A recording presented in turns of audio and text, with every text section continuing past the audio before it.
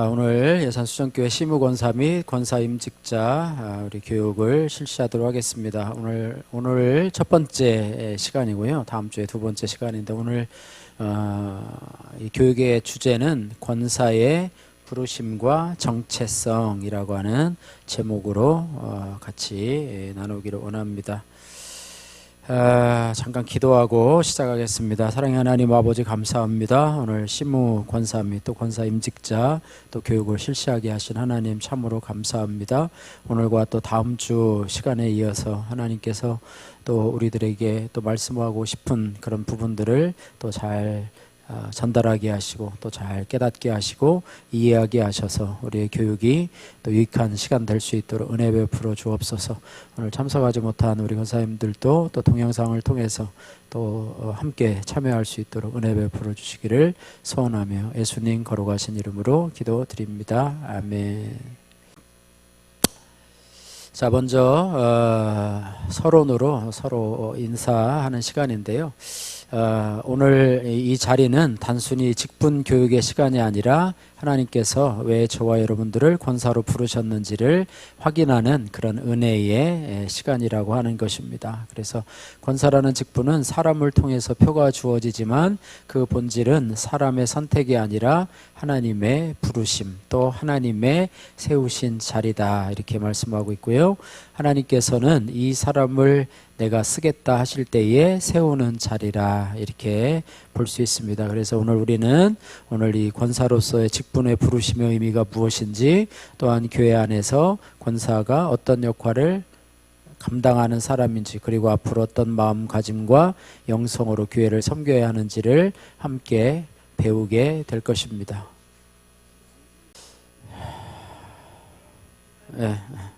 자, 오늘 말씀 찾아서 한 구절 읽도록 하겠습니다. 베드로전서 2장 9절 말씀 찾아서 한번 읽도록 하겠습니다. 베드로전서 2장 9절 말씀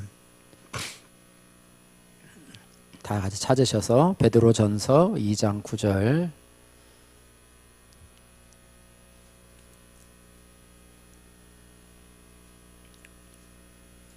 베드로전서 2장 9절 말씀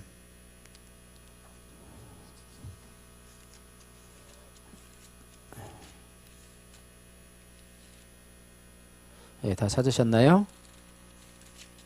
2장 9절 말씀 같이 한번 읽겠습니다.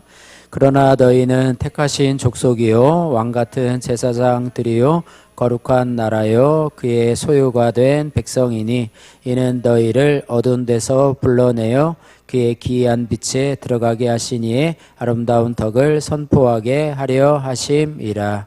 아멘.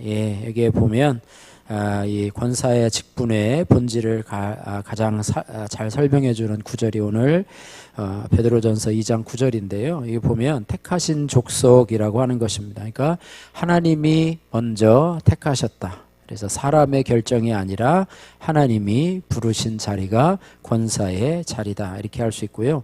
또 하나는 왕같은 제사장이요 그랬습니다. 그래서 이것은 왕같은 품위와 제사장 같은 중보의 삶을 의미하고 있습니다.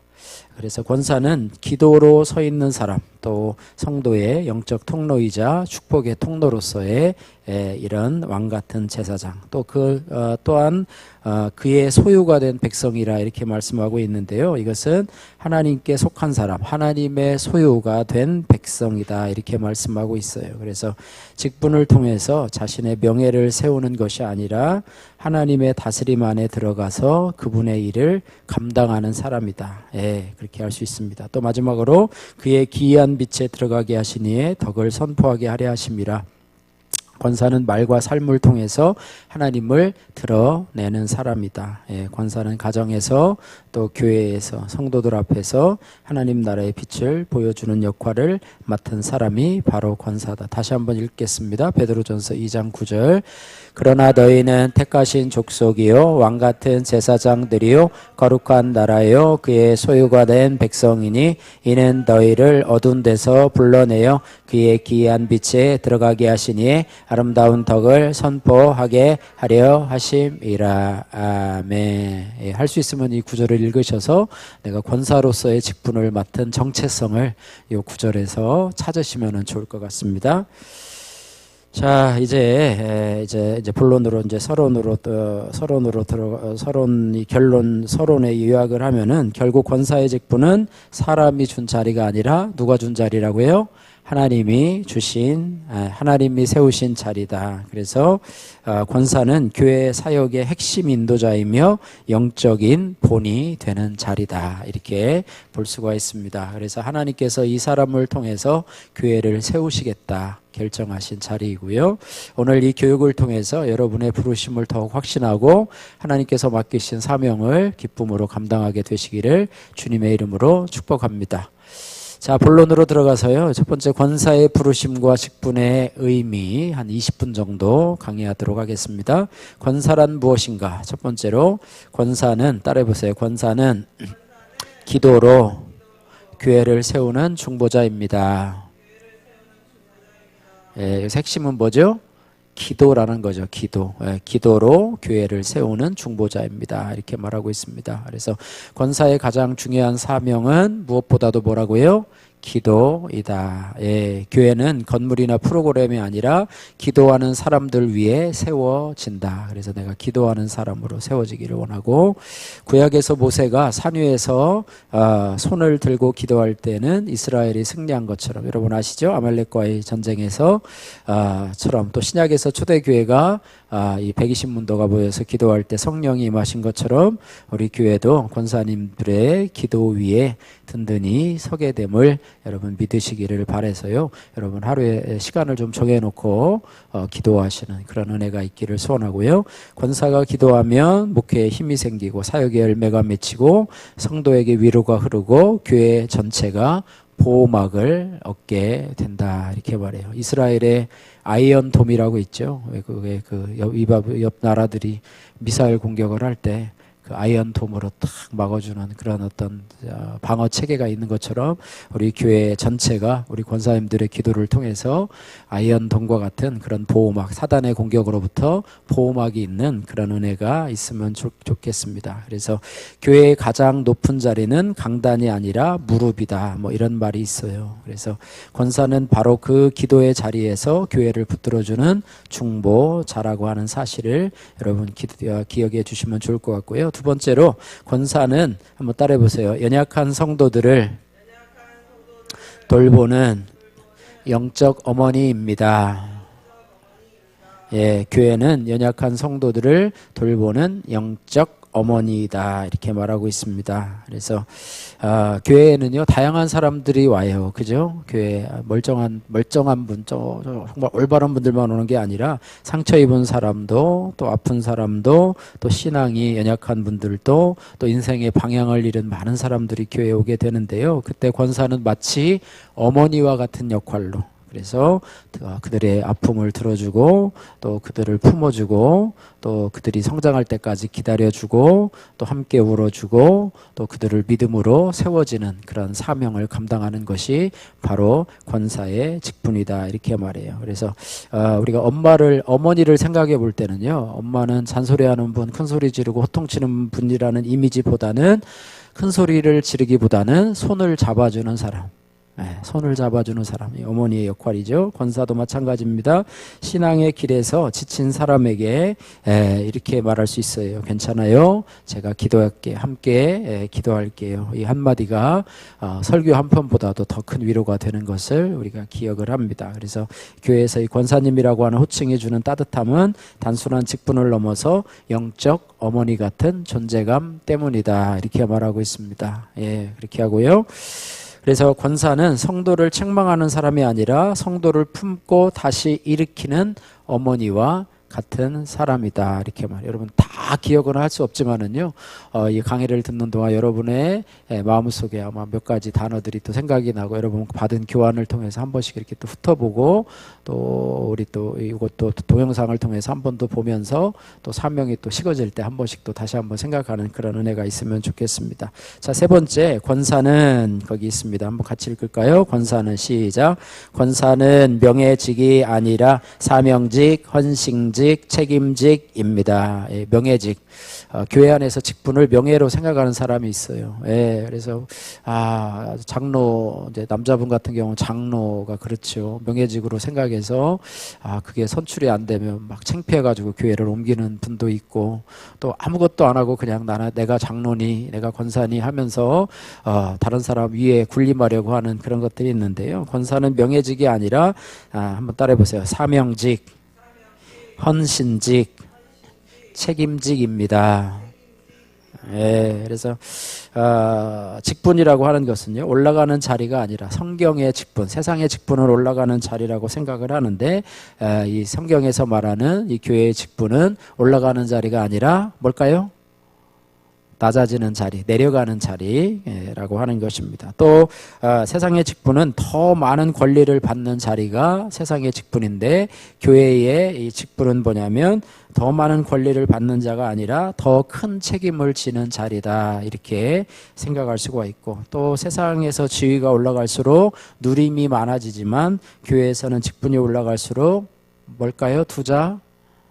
섬김, 섬김이 더 깊어지게 된다, 이렇게. 그러니까 세상에서 말하는 내가 이번에 권사 땄어 막 이런 그게 아니라 권사 땄어 막 그러잖아요, 그죠? 내가 장로 땄어 막 이러면서 야, 너 높은 데 올라갔네, 인기 많이 좋았나 봐, 인정 많이 받았네 하면서 그런 거들먹거리는 자리가 아니라, 예수님이 말하는 것처럼 나는 너희들 중에 섬기는 자로 있노라. 권사 직분을 받은 것은 이제 앞으로 더 많이 섬기라고 주신 직분임을 우리가 깨달아야 할 것입니다. 그래서 권사는 맡은 일에 충실히 하고, 또 나의 말과 행동에 책임을 지고 성도들 앞에서 모범을 보이고 교회를 위해서 섬기는, 희생하는 사람이다, 이렇게 말해요. 그래서 권사 직분은 권리가 아니라 책임이다. 권사는 명예가 아니라 사명으로 살아간다, 이렇게 말하고 있습니다. 자, 그다음 네 번째인가요? 교회는, 자, 시작. 교회는 세우는 것이 아니라 보내신다고 믿습니다. 예, 우리는 권사를 세운다라고 얘기를 하죠. 그러나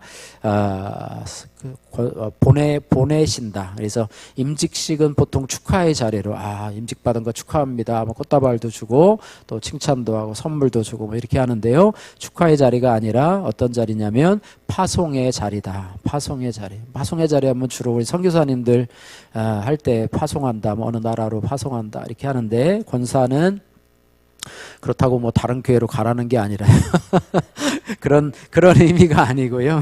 그런 의미가 아니고, 직분을 받는 순간 교회는 그를 한 사람의 사역자로 보내는 것이다. 이 보낸다라고 하는 것은 우리 교회뿐만 아니라 우리의 가정, 또 우리의 일터 가운데서 이제는 사역자로서 영혼 구원 사명을 감당하는 사역자로서의 역할을 감당하는 것이다. 그래서 이 권사의 직분을 세울 때 아마 하나님께서 아마 이런 말씀을 주실 것 같아요. 이 교회를 위해서, 주님의 몸된 교회를 위해서 헌신하라, 그죠? 또 그 교회의 성도들을 돌보라, 돌보아 주라, 이런 말이 있고, 또 영혼을 살리는 사람으로 살라, 또 하나님 나라를 세우는 그런 사람으로 살라, 아마 이런 음성을 줄 믿습니다. 그냥 축하만 받고 끝나는 것이 아니고요. 그래서 직분은 교회가 나에게 영광을 주는 것이 아니라 하나님께서 나를 일터로, 사역지로 보내는 사건이다, 이렇게 볼 수가 있습니다. 그래서 권사는 앉는 자리가 아니라 가는 자리. 앉는 자리라고 하는 것은 뭔가 정체성을 가지고 있죠. 그죠? 앉아서 그냥 아무것도 안 하고 대접만 받는 자리가 아니라 행동하는 자리. 그죠? 주어지는 자리가 아니라 보내심을 받은 자리라고 볼 수가 있습니다. 그래서 권사는 임명장이 아니라 파송장을 받는 것이다. 그래서 주님이 보내시는 곳에서 내가 주님의 이름으로 섬기며 살아가는 것이 바로 권사의 삶이다, 이렇게 볼 수가 있습니다. 자, 그 다음에 두 번째로 역사적 배경 및 교회 내 위치에 대해서 살펴보기를 원합니다. 초대교회 여성도들의 이 지도자 중 가운데 하나가 로마서 로마서 16장의 여집사 베베를 들 수가 있는데요. 권사라는 명칭이 지금과 같은 형태로 있었던 것은 아니지만 초대교회에서도 여성의 지도자가 중요한 역할을 맡았다고 하는 것입니다. 그래서 로마서 16장에 소개하는 여집사 베베는 초대교회 여성 리더의 대표적인 인물이에요. 예, 그래서 바울은 이 베베를 일꾼이라고 불렀어요. 일꾼이라고 하는 것은 디아코노스, 집사라는 표현이겠죠. 일꾼이라고 불렀고 또 여성을 뭐라고 표현을 했냐면 많은 사람을 도왔고 또 나도 도왔다. 그러니까 바울도 도왔고 또 많은 사람들, 성도들도 도왔다. 이렇게 말해요. 그래서 베베는 교회를 돌보는 사람, 성도를 섬기는 사람, 또 사도 바울의 사역을 지원한 협력자. 그죠? 사도 바울은 오늘날 얘기하면 목회자로 얘기하겠죠. 그 교회의 목회자의 목회 사역을 협력하는 자로 살아가는 자, 이런 것입니다. 그래서 오늘날 권사의 역할은 바로 이 초대교회 여성 사역자들의 계보를 잇는 사역이다. 그래서 초대교회에서 여성 지도자들이 했던 돌봄 혹은 환대, 성도를 보호하고 사역을 협력하는 그런 사역이 오늘 누구에게 계승됐다고요? 권사에게 계승됐다. 이렇게 보시면 됩니다. 그래서 그리고요. 그 다음에 또 두 번째로는요. 장로 집사와 함께 교회를 세우는 반석의 역할을 하는 것이 바로 권사의 교회 내에서의 위치다 볼 수가 있습니다. 초대교회 조직을 보면은요. 몇 가지 조직이 있었는데 사도가 있었어요. 그죠? 사도가 있었고 그 다음에 장로가 있었고 그 다음에 집사가 있었습니다. 이 세 직분이 중심이었어요. 그리고 이들과 함께 여성 지도자들이 교회 공동체의 돌봄에 중요한 역할을 했어요. 그래서 교회는 한 사람의 지도자가, 한 사람의 목회자가 교회를 책임지는 구조가 아니라 여러 직분자들이 서로 협력하는 구조라고 하는 것입니다. 그 안에서 여성 지도자들은요, 가정교회를 열어서 지금 모임을 돕고 성도들의 필요를 살피고 신방과 환대와 구제사역을 감당하는 공동체의 든든한 기둥 역할을 했다고 하는 것입니다. 현대 한국교회도요, 권사는 교회 안에서 장로 혹은 집사, 그 다음에 목회자들과 함께 교회를 지탱하는 네 기둥 중에 하나다. 이렇게 볼 수가 있습니다. 그래서 여러분 아시죠? 네 의자가 네 개잖아요. 그죠? 다리가 네 개인데 그 중에서 한 다리가 이렇게 무너지게 되면 어떻게 되죠? 네 개의 다리가 그 의자를 버티고 있어야 되는데 하나가 고장이 나서 부러졌다든지 하면 그 의자가 설 수 있어요, 없어요? 사람이 앉을 수도 없고요. 그렇습니다. 그래서 장로와 또 집사와 또 목회자, 교육자가 되겠죠. 교육자와 함께 더불어서 교회를 지탱하는 네 기둥이 되는 그런 것이 바로 권사의 직분이다. 그러니까 아주 중요한 역할이라고 하는 것입니다. 그래서 직분의 높고 낮음을 논하는 것이 아니라 각자 내가 맡은 자리에서 교회를 세우고 또 교회 공동체를 세우는 반석과 같은 존재가 권사라고 하는 사실을 우리가 기억을 해야 될 것입니다. 그래서 목회자가 앞에서 말씀을 전하고요. 장로가 행정을 세우고, 우리 교회는 장로가 없어서 그것도 제가 다 하고 있는데 어쨌든 그렇고요. 집사님이 봉사를 한다면 권사님은 사랑과 기도로 교회의 숨결을 살리는 반석과 같은 존재로서의 역할을 감당해야 된다. 그래서 내가 이 교회를 위해서 어떤 역할을 해야 될 것인가 여러분 기도하시면서 우리 교회는요, 막 조직과 같이 짝 짜여진 대형 교회가 아니기 때문에, 그죠? 여의도 순복음교회 같은 경우는 장로님만 몇 명이라고 그래요? 여러분 들으셨나요? 장로님만 몇 명? 한번 얘기해 보세요. 몇 명 정도 될 건가? 1000명인데 1500명. 1500명, 장로님만 1500명. 어마어마하죠? 권사님도 훨씬 더 많겠죠, 그죠? 한 3000명, 4000명 이렇게 되고, 큰 교회들은 지금 교역자들도 한 100명 정도, 그죠? 큰 교회들 한 100명 정도 되고 어마어마한 규모인데, 저희 교회는 소규모의 그룹이기 때문에 우리가 해야 될 일들을 지금도 맡아서들 이렇게 하고 계시지만은 또 신임으로 또 임직을 받는 권사님은 또 우리 교회 가운데서 내가 해야 될 역할들을 또 이렇게 좀 목회자와 잘 상의를 해서 이렇게 하셨으면 좋은 것 같고, 기존의 권사님들도 내가 하고 있는 것에서 내가 이런 부분을 좀 더 섬기면 좋겠다라고 하는 부분이 있으면 또 목회자와 상의를 해서 그 부분에 대한 책임을 감당하면 좋겠다. 그러니까 제일 안 좋은 사람이 어떤 사람이냐면 우두커니 서 있는 사람. 예, 멍하니 서 있는 사람, 누가 뭘 해주겠지라고 생각을 하는 사람이고요. 내가 스스로 찾아서 하고 또 그 일을 목회자와 협력하면서 교회를 세우는 일에 함께 간다면 그것이 좋은 것이 되겠다, 이렇게 말하고 있습니다. 그래서 초대 이 교회 때부터 이 권사 제도가 이제 발전이 되어 왔는데요. 이들의 사역을 얘기를 하다 보면은 가난한 이웃을 찾아가는 신방 사역. 그래서 목회자와 큰 교회에서는 이 권사님들이 대신방을 할 때 이렇게 목회자와 함께 따라다니면서 그 지역에, 그 구역에 성도들의 가정을 같이 찾아다니면서 기도 제목을 함께 듣고 또 함께 기도해주는 그런 역할도 감당했었는데요.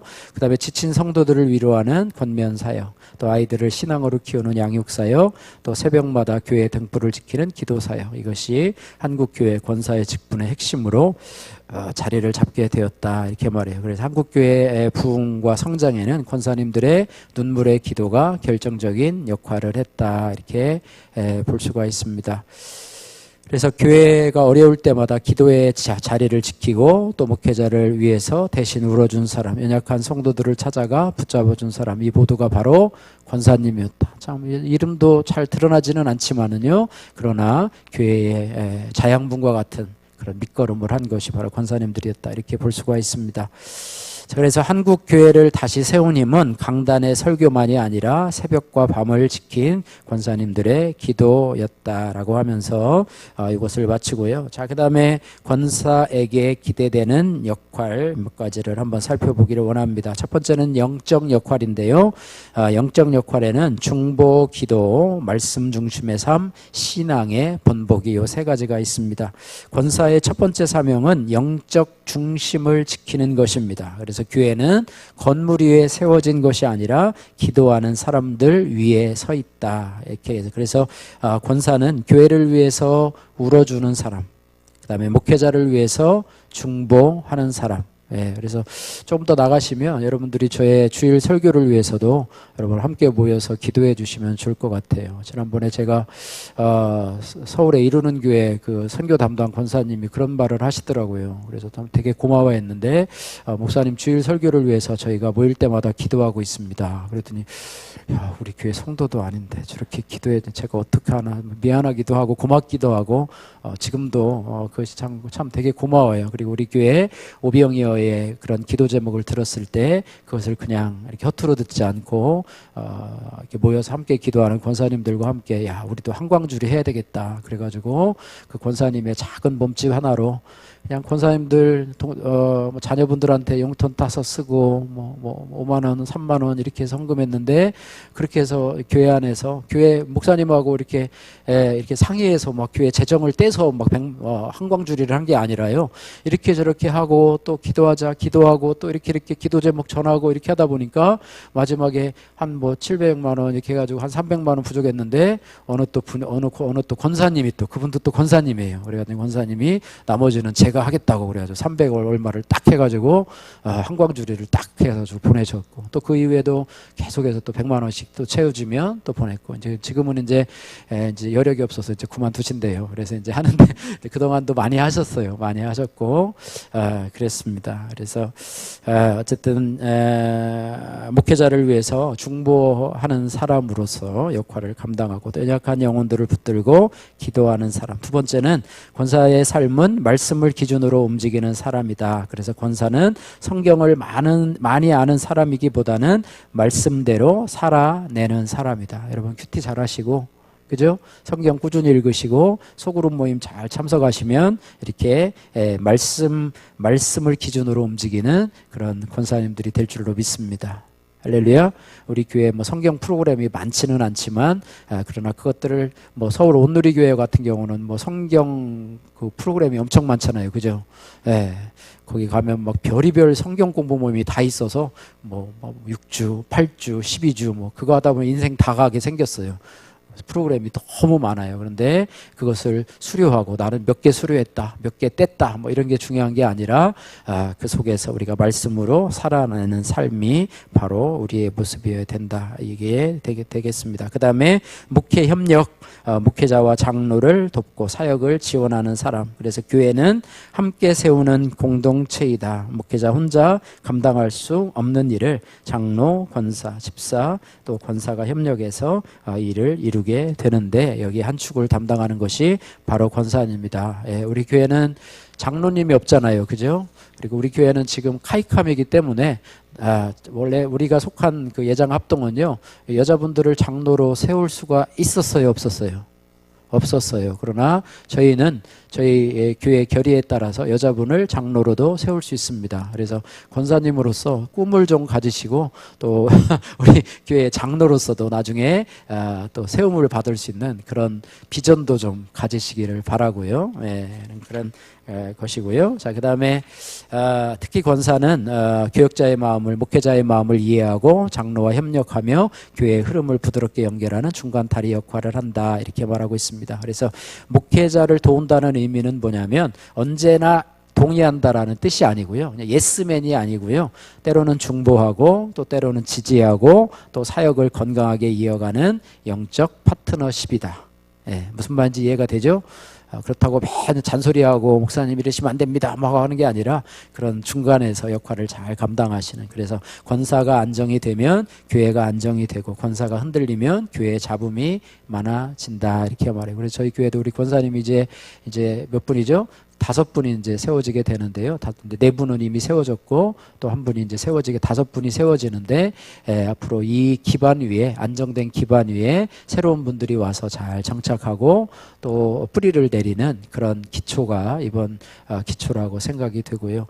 오늘 말씀에서 우리가 하나님께서 회복의 열매를 주시는데 구체적인 열매를 주신다고 그랬는데 이런 기초를 세우시는 하나님, 그죠? 하나님께서 이런 기초를 세우시는 것이 바로 하나님, 우리 권사를 세우시는 뜻이 아닌가 이렇게 생각이 됩니다. 자, 그 다음에 이제 돌봄 사역이 있는데요. 신방 상담 위로 새가족 돌봄이라 이렇게 말해요. 아픈 성도들에게 전화 한 통, 힘든 성도들에게 작은 위로, 눈물을 흘리는 성도들에게 함께 울어주는 마음, 교회에 처음 온 새가족을 따뜻하게 맞아주는 자세, 이것이 바로 교회를 살리는 권사님의 목적이다 이렇게 말해요. 그래서 돌봄 사역은 단순한 방문이 아니라 사람의 마음을 어루만져주는 사역이다 이렇게 말하고 있어요. 그래서 여러분이 혹시 교회에 처음 손님이 있다면 그분을 사랑으로 잘, 따뜻함으로 잘 맞아주시는 그런 은혜가 있으면 좋겠습니다. 그 다음에 전도의 사명, 복음 증거, 지역사회 섬김인데요.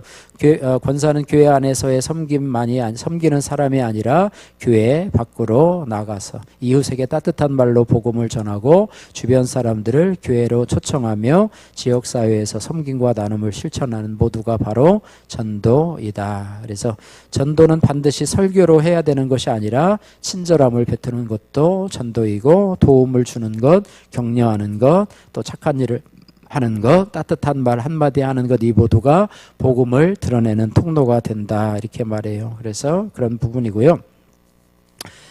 자, 그 다음에 권사는 교회의 영적 기둥입니다. 그래서 기둥은 흔들리면 돼요, 안 돼요? 기둥이 흔들리면은 건물 자체가 흔들리잖아요. 그래서 교회가 영적으로 바로 세워져 있을 때 교회도 안정이 된다. 그래서 말씀 예배와 기도, 말씀 섬김의 중심을 잡아주는 분이 바로 권사이기 때문이고, 교회의 분위기와 영적 온도는 권사의 믿음과 태도에 큰 영향을 받게 된다 이렇게 말하고 있습니다. 그래서 권사는 또 기도로 교회를 세운다 아까 했던 것이고요. 또 권사는 성도를 품고 울고 웃고 세우는 사역자이다. 이렇게 해서 이제 권사의 직분에 대해서 얘기를 했고요. 두 번째로 권사의 정체성과 자격에 대해서 우리가 말하는데요. 권사의 기본 자격에 대해서는 디모데전서 3장을 적용을 해서, 디모데전서 3장에는요 권사에 대해서 나온 것이 아니라 장로와 집사의 자격을 논하는 것인데요. 그에 준하여서 아까 얘기했죠, 그죠? 같은 직분자로서 준하여서 보면은 책망할 것이 없고라는 말이 나옵니다. 이것은 삶의 본이 되고 인격의 모범이 되는 사람, 책망할 것이 없는 사람. 저도 복지관에 이제 근무를 하면서 참 책망할 것이 없는 사람으로 살아야 되는데 어떻게 사람이 살다 보면 뭐 흠하나 뭐 이렇게 책망할 것이 없는 그런 사람으로 살 수가 있겠습니까? 그래도 그렇게 노력을 하는 거죠. 기도하면서 내가 책망할 것이 없는 사람으로 살아가야 된다. 그래서 교회 안에서뿐 아니라 밖에서도 내가 책망할 것이 없는 사람. 반대로 얘기하면 어떤 사람일까요? 책망할 것이 없는 사람은 신뢰할 수 있는 사람. 참 믿을만하다. 저분은 참 믿을만하다라고 하는 것이에요. 그래서 책망할 것이 없으려면 말과 행동이 일치되어야 된다. 말은 이렇게 하고 행동은 저렇게 하는 그런 사람은 신뢰가 되지 않죠. 그 다음에 흠 잡을 것이 없는 깊은 신앙과 품위가 있어야 된다. 그래서 권사는 말로보다는 삶으로 가르치는 사람이다. 이렇게 될 수 있고요. 자, 두 번째로는 한 아내의 남편, 또 한 남편의 아내 뭐 이렇게 될 수 있겠죠. 이것은 뭐 그런 것도 있지만은 요즘엔 또 결손 가정들도 있지만은 가정 우선이라고 하는 것입니다. 가정 우선. 뭐 교회가 우선이냐 가정이 우선이냐라고 할 때 당연히 목회자인 저로서는 교회 우선이다라고 할 수 있지만 성경에서는 뭐라고 그러냐면 가정에서 신앙 안에서 존경받는 아내, 존경받는 남편, 존경받는 어머니, 존경받는 할머니로서의 역할을 감당해야 된다. 그러니까 가정에서 인정받아야 된다. 그죠? 교회에서 열심히 일어나는데 가정에서는 인정을 못 받아요. 우리 엄마 매 교회만 가서 살아. 집은 청소도 안 하고 이거 뭐 개판이야. 밥도 잘 안 해줘. 니네끼리 알아서 차려 먹으라고 그래. 뭐 이런 게 아니라 가정에서도 인정받고 신뢰받는 그런 모습이다. 그래서 성경은 직분자의 첫 번째 무대를 어디로 본다? 가정으로 본다. 가정에서 잘하라. 그죠? 수신제가 지국 평천하. 저도 가정에서 잘하려고 하는데요. 요즘 설거지를 잘 못 해줘가지고 문제인데 제가 유일하게 하는 건 뭐냐면 음식물 쓰레기 버려주고 분리수거하는 거. 그래서 새벽에 일찍 일어나잖아요. 잠도 깰 겸해서 밑에 갔다 와요. 저희가 14층인데 1층까지 가서 버려주는 거 그거 하는데 어쨌든 가정에서 역할을 잘 감당해야 된다 이렇게 말하고 있고 우리 딸들에게도 아빠와 같은 그런 배우자감을 골랐으면 좋겠다. 뭐 이것이 어떻게 보면 최고의 칭찬 아닙니까? 반대로 어떻게 돼요? 난 아빠 같은 사람 절대로 안 만날 거야. 뭐 이러면 골치 아픈데 그렇게 되면 너무 좋을 것 같아요. 그래서 가정에서 어떤 역할들 그 다음에 이제 절제하고 근신하며 단정하라 이런 이제 장로와 집사의 자격을 원하고 있는데요. 절제하라고 하는 것은 뭐냐면 감정을 절제하라고 하는 거예요. 막 욱하고 막 싸우고 막 시장에 가서 막 상인들하고 막 삿대질하고 싸우고 막 뒤집어 엎고 막 이러는데 내가 어느 교회 권사라 그럴 때는 여러분 수정교회라고 하지 말고요. 그냥 저기 이상한 그런 얘기는 절대로 하지 마시고 그냥 하지 그런 일 없겠지만 그렇습니다. 그다음에 근신하며 단정하라. 그러니까 감정에 휘둘리지 말고 침착함을 유지해야 되고 말하는 것에 경솔하지 말고 신중하게 해야 되고 행동을 단정하게 해야 된다. 옷차림도 단정하면 좋겠죠. 어쨌든 성도들에게 안정감을 주는 사람이 되어야 된다. 그래서 절제 있는 권사가 교회의 평안을 지킨다. 그 다음에 접대하며 선행을 좋아하는 사람, 따뜻한 환대, 섬김의 태도라고 하는 것인데요. 누구나 다가가기가 편한 사람이라 이렇게 말하고 있습니다. 새가족과 연약한 성도들을 따뜻하게 맞아주는 사람, 그렇게 하고 있고요. 또 하나는 교회를 잘 다스리는 사람이라 이렇게 말해요. 그래서 교회에서도 서로 사랑하고 기쁨으로 교회 일을 함께 참여하면서 맡은 일을 성실하게 감당하는 사람, 교회를 세우는 일에 앞장서고 뭐 이런 역할들 할 수 있습니다. 그 다음에 이제 권사의 내적 자질에 몇 가지를 보게 되는데요. 이걸 보면서 여러분이 생각하시는 것은 권사는 무슨 슈퍼우먼인가 보다 생각해가지고 뭐 완벽한 완벽한 그런 AI를 요구하는 것이 아닌데요. 여러분 완벽하라는 게 아니라요. 그냥 방향성만 제시하는 거니까 여러분 큰 부담 갖지 마시고 혹시라도 찔리는 게 있으면 그 부분을 놓고 여러분 기도하시면서 하나님 앞에 은혜를 구하는 그런 것이 있게 됩니다. 성품이라고 하는데요. 내적 자질, 겸손함이 있습니다. 시작도 끝도 겸손이다. 그래서 직분을 자랑으로 삼기보다는 주님이 맡기신 자리임을 기억하며 낮아지는 마음이 필요하다. 이렇게 알고 있습니다. 모든 성도들에게 이 겸손으로 옷을 입으라 이렇게 말하고 있는데, 겸손은 권사의 가장 아름다운 옷이 겸손이다. 그 다음에 온유. 온유하면 우리는 자꾸 약함을 생각하는데요. 온유는 약함이 아니라 힘을 다스리는 은혜이다. 이렇게 말하고 있습니다. 성도의 말과 행동에 상처받지 않고 부드럽지만 단호하게 영적으로 이끌어주는 마음이 바로 온유라. 이렇게 말하고 있습니다. 그다음에 인내라고 하는 것은 참을성 있는 것인데요. 막 숨쉬지 않고 참으라는 것이 아니라 사람을 세우는 일에 있어서 사람을 세우는 사역은 시간이 필요하다. 기다려주고 반복해서 품어주는 사람. 그래서 인내는 영혼을 살리는 능력이다라고 말하고 있습니다. 여러분 전도하면서 여러분 자녀들 전도하면서 여러분이 인내의 능력을 삼기를 원합니다. 조급해서 막 책망하고 꾸짖지 말고요. 인내하면서 기도하면서 사랑으로 점검하라 이렇게 말하고 있습니다. 어저께 그 한 목사님 다니엘 간증을 저 이제 차 타고 듣는데요. 들으면서 그 아들이 목사님 나오셔서 목사님 중에서 제일 재미있으셨던 목사님 있으셨죠? 그 작가, 의사, 그 아들이, 술 먹으러, 술 처먹는 것 같더래요. 그래가지고, 그날도 자기 생일이라 이제 친구들하고 술 먹으러 간다. 자기가 술 먹는다. 이렇게 목사님이 알고 있었는데 그런 얘기를 하더라고요. 그럴 때 이 부모가 그걸 알고 책망을 한다고 해서 절대로 애가 술을 끊지 않는다. 절대 말하지 않고 하나님 앞에 기도했대요. 저 아이가 술을 끊을 수 있도록 도와달라고. 그랬더니 그날 또 어떤 일을 생기게 하셔서 자연스럽게 술자리에 가지 않게 하고 또 술을 끊게 하셨다라는 이야기를 하게 되는데요. 어쨌든 인내가 필요하다. 품어주고 반복하는 것이 필요하다. 그 다음에 긍휼의 마음이 필요하다. 긍휼은 그 마음을 내 마음처럼 여기는 것이다. 같은 마음을 품는 거겠죠. 아픈 사람에게는 같이 아파해주고 기뻐하는 사람은 사촌이 땅을 사면 배가 아픈 것이 아니라 같이 기뻐해주는 그런 모습이 바로 긍휼이다. 그래서 긍휼은 사람을 정죄하지 않고 세우게 하는 역할을 하는 것이 바로 긍휼이다. 야고보서에서도 보면은요, 긍휼은 심판을 이긴다 이렇게 말하고 있습니다. 심판이 뭡니까? 정죄잖아요, 정죄. 그래서 긍휼의 마음, 품어주는 마음, 이것이 바로 우리 권사의 마음이기. 그 다음에 기도하는 마음. 권사는 말보다도 기도로 사역하는 사람이다. 기도하는 권사 한 분이 교회를 붙들고 목회자를 지키며 성도들을 일으킨다. 기도하지 않으면 눈에 보이는 문제만 보고 흔들리지만 기도하면 보이지 않는 하나님의 손을 본다. 그래서 권사의 힘은 무릎에서 나온다.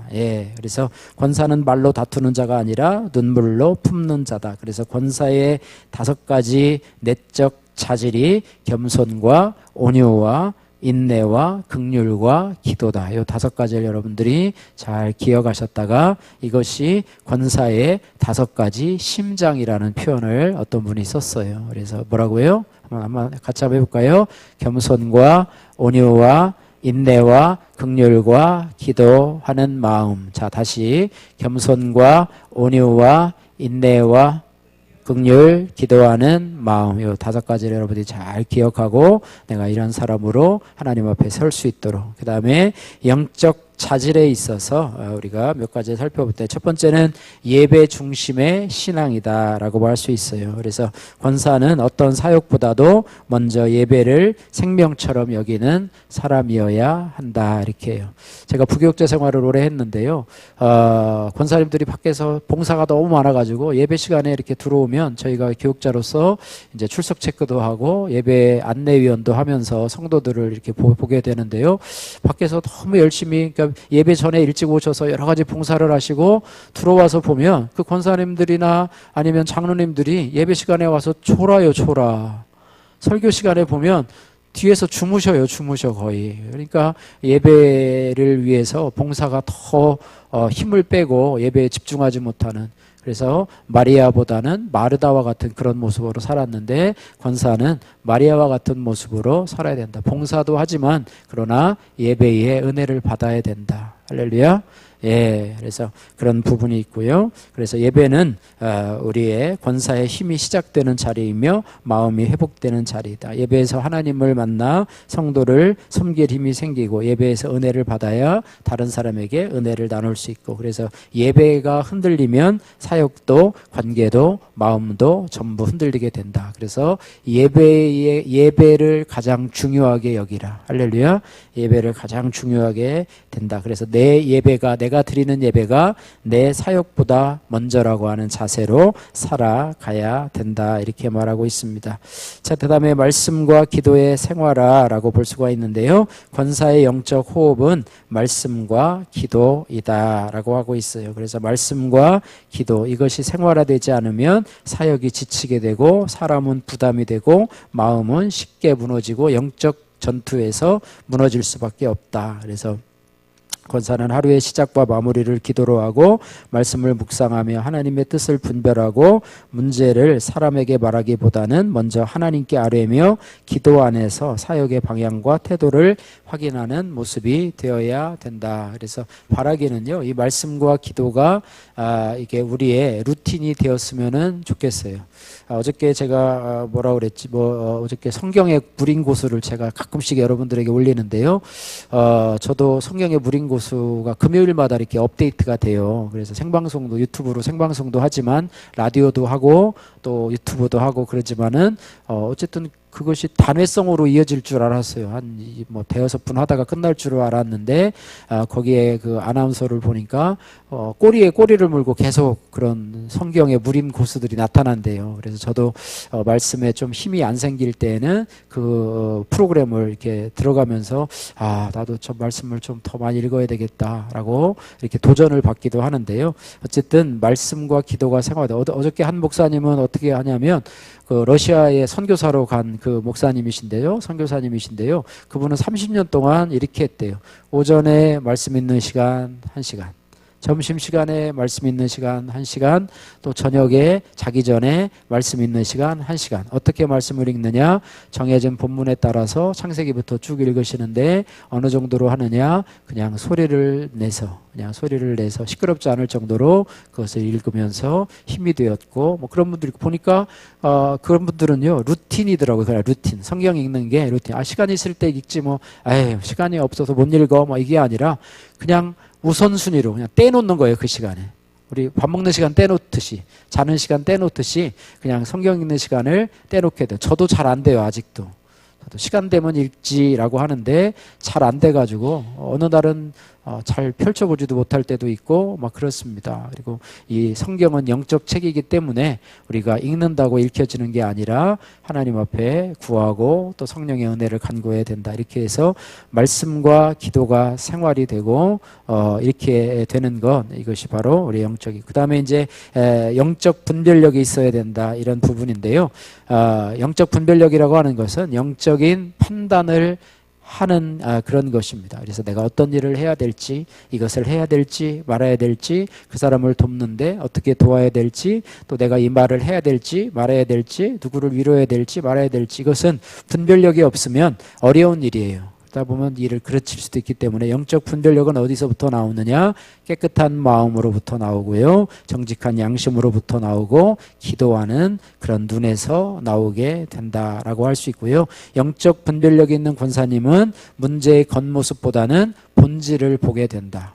겉모습을 보는 건 진짜 분별력이 아니고 그 본질을 보아야 되고요. 또 영적 분별력이 있으려면 사람의 말보다 하나님의 뜻을 먼저 묻는 사람이 된다, 이렇게 말하고 있고요. 또 갈등이 생기면 편을 나누지 않고 평안을 선택하게 되는 것이고, 또 유혹이나 시험이 와도 분별하고 지혜롭게 대응하는 것이다. 그래서 분별력은 단순한 눈치 보는 것이 아니고 성령께서 나에게 주시는 교회는 지혜와 깨달음이다. 그래서 말씀과 기도로 우리의 삶이 잘 정착될 때 분별력이 점차 생기게 되는, 하루아침에 싹 생기는 게 아니라 이것도 역시 마찬가지로 훈련을 통해서 점차 자라나게 될 것이다. 그래서 분별력이 있는 권사 한 분이 교회를 지키고 성도를 살리게 되어진다. 이렇게 말씀을 합니다.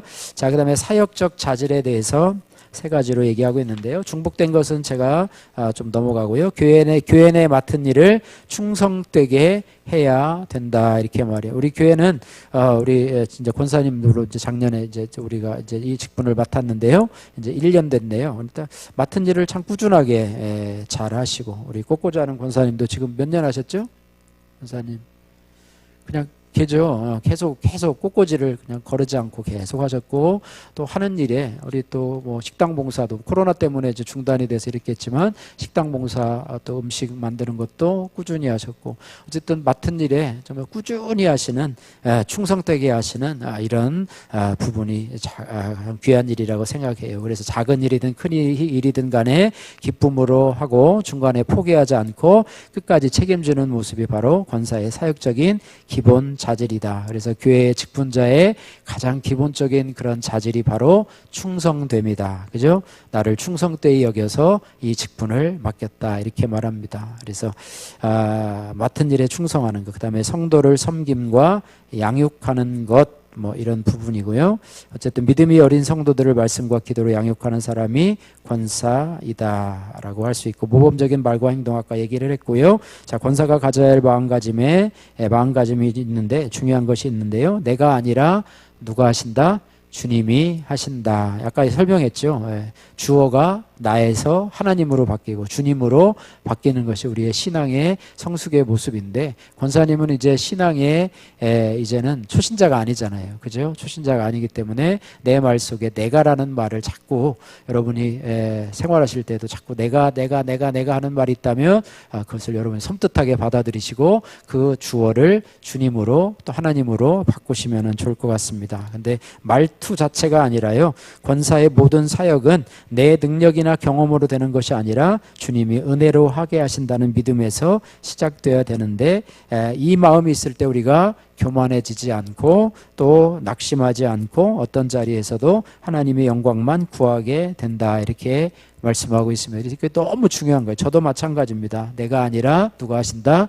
주님이 하신다. 이 교회도 제가 이끌어가는 것이 아니라 하나님이 이끌어 가신다. 이것이 우리 성도들의 삶에서 너무 중요한 제1의 원칙이 아닌가 생각이 됩니다. 그 다음에 또 하나, 이것도 되게 중요한 건데요. 인정과 결과보다는 순종과 충성이라 이렇게 말하고 있습니다. 인정받기를 원하잖아요. 우리에게는요, 모두 인정 욕구가 있어요. 인정받기를 원하고 남들이 칭찬해 주기를 원하는 그런 마음들이 있어요. 누구에게나 다 있는 마음인데, 이런 것이 아니라 주님 앞에 순종하고 맡겨진 자리에서 충성하는 것이, 그죠? 종이 주인에게 와서 하는 말, 종이 밖에 가서 성경에도 있잖아요. 그죠? 종이 밖에 가서 일을 하고 집으로 들어와서 저녁을 먹어야 되는데, 저녁을 먹을 자리에 주인 저녁 먹으라고 잘 섬기다가 종에게 나는 그럼 밥을 언제 먹냐? 그랬더니 종이 뭐라고 얘기합니까? 내가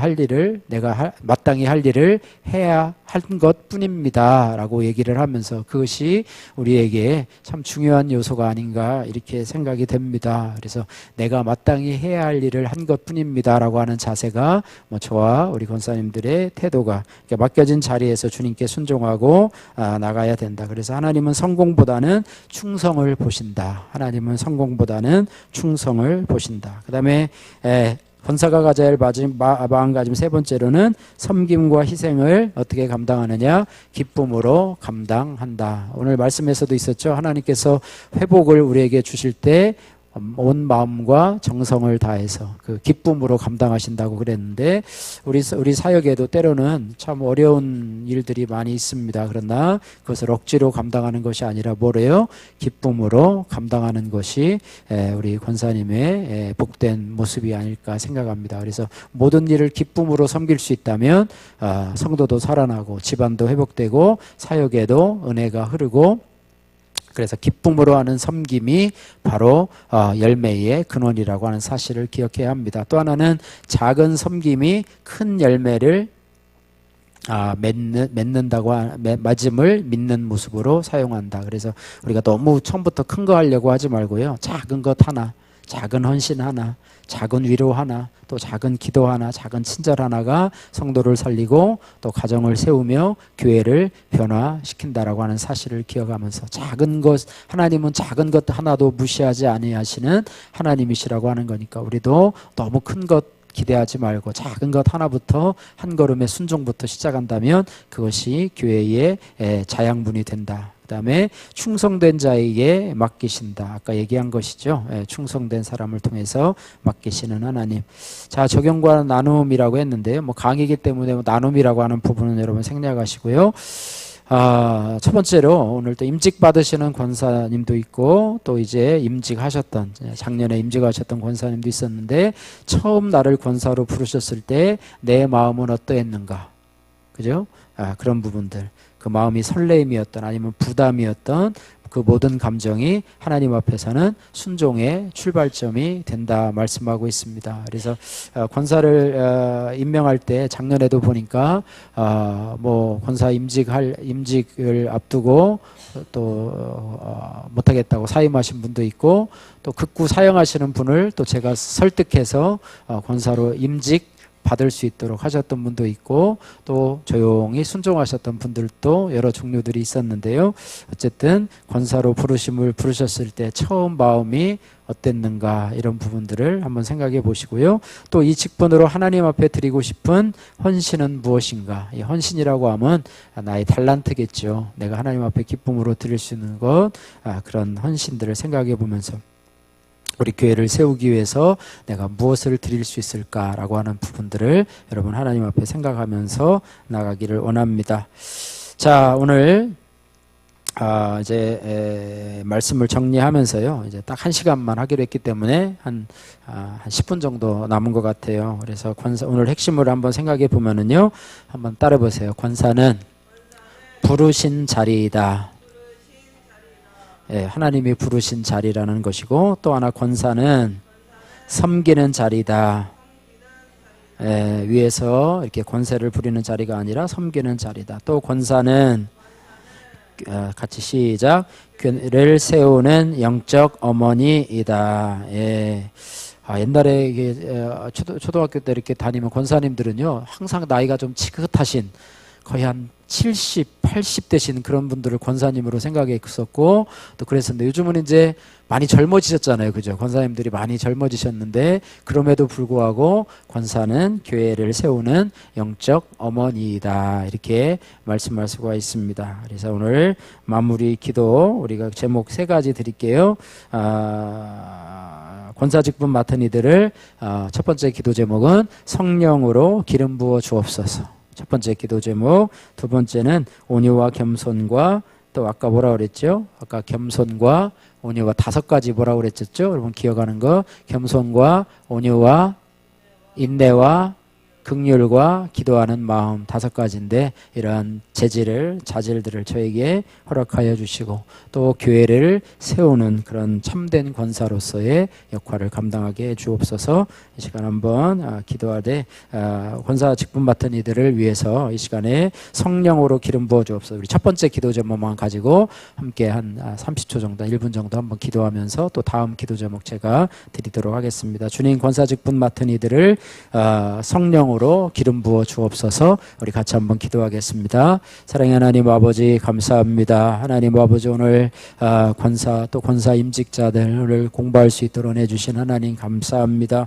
하나님 오늘 권사 직분 맡은 분들을 위해서 기도합니다. 특별히 아버지 성령으로 기름 부어 주옵소서. 성령으로 충만케 하여 주시옵소서. 은혜로 충만케 하여 주시옵소서. 아버지 하나님여 저들이 권사 직분을 성령의 은혜로 성령의 지혜로 성령의 능력으로 능력으로 감당할 수 있도록 하나님 성령의 기름을 부어주셔서 저들이 맡겨진 직분을 잘 감당할 수 있도록 축복하시고 은혜 베풀어 주시기를 간절히 기도하고 소원하오니 주여 아버지 역사하여 주옵소서. 하나님 아버지 성령의 기름을 부어주시고 성령 충만함으로 저들의 아버지 권사 직분을 잘 감당할 수 있도록 또 교회를 세우는 자로 아름답게 쓰임받을 수 있도록 도와주시고 축복해 주시옵소서. 역사하여 주옵소서. 자, 두 번째 기도할 때 우리에게 주시는 권사의 5가지 직분, 권사의 심장이라고도 불리우는 하나님 온유하게 하시고 겸손하게 하시고 또 인내하게 하시고 또 긍휼히 여길 수 있도록 또 기도하는 마음을 허락해 주옵소서.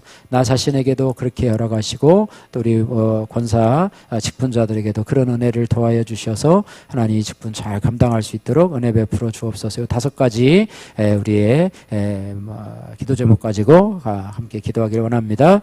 사랑의 하나님 아버지 감사합니다. 하나님 권사로 우리를 부르신 하나님의 뜻을 믿습니다. 하나님 아버지 특별히 온유한 마음을 허락해 주셔서 우리 권사님들이 하나님 아버지 온유함으로 하나님 이 일을 감당하기를 원합니다. 하나님 뜻에 잘 순종하는 온유함을 허락해 주시고 하나님 아버지 정말로 하나님 감정에 잘 절제를 하며 온유한 자가 될 수 있도록 도와주시고 하나님 아버지 주님의 뜻을 잘 준행하는 온유함으로 순종하는 온유함으로 살아갈 수 있도록 도와주시고 특별히 겸손함을 허락해 주셔서 하나님 아버지 높아지는 자리가 아니라 낮아지는 자리로 내려가게 하시고 하나님 아버지 내가 아니라 하나님이 하셨습니다. 하나님이 하십니다. 주님이 하십니다. 겸손함으로 나 자신은 낮아지고 주님을 높이는 우리 권사님들이 다 될 수 있도록 도와주시고 하나님 권사님의 시작도 겸손이요 마지막도 겸손임을 기억하면서 늘 겸손한 삶이 아버지 내가 아니라 주님이 높아지며 내 영광이 아니라 하나님의 영광을 드러내는 그런 권사로서 역할을 감당하게 하시고